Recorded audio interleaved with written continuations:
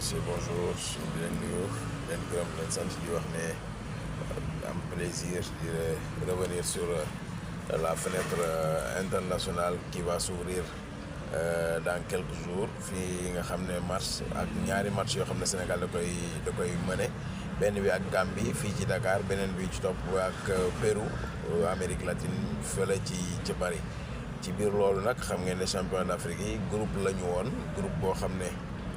moo leen yóbbu woon Coupe d'Afrique muy groupe élargi de 28 joueurs yoo xam ne on devrait pour la plupart à 95% voire 98% retrouver le même groupe pour ce regroupement. Sauf que aussi ce serait une occasion pour le sélectionneur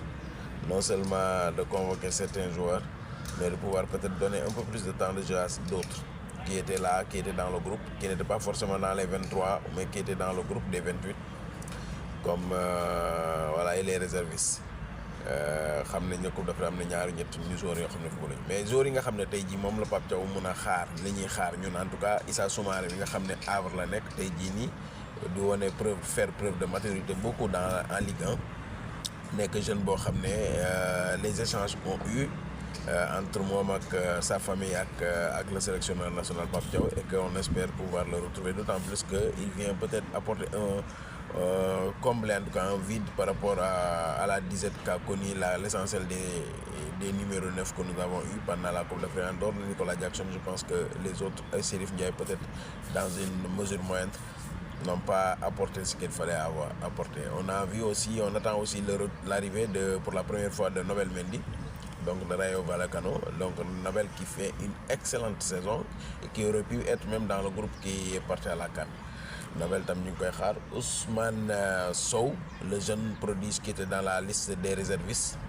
tamit c'est un joueur bu ñuy xaar ak les retours de Assane Diao, Ilaï Camara et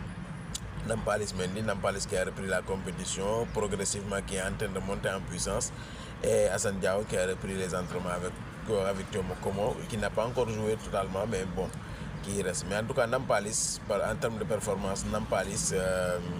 Nobel Mendy et nu ñu koy waxati Issa Soumaré nekk nañu ak Ousmane Sow nekk nañu 4 joueurs yoo xam ne en tout cas sont assez d'attaque et sur une bonne dynamique de progrès pour espérer être dans la liste de Pape Thiaw qui est en confinement déjà, je pense déjà arrêté, et que les clubs ont été notifiés pour la libération des joueurs et qu'on espère les voir en bonne santé tous, les retrouver pour venir renforcer cette équipe en direction toujours de la Coupe du monde de football. Merci.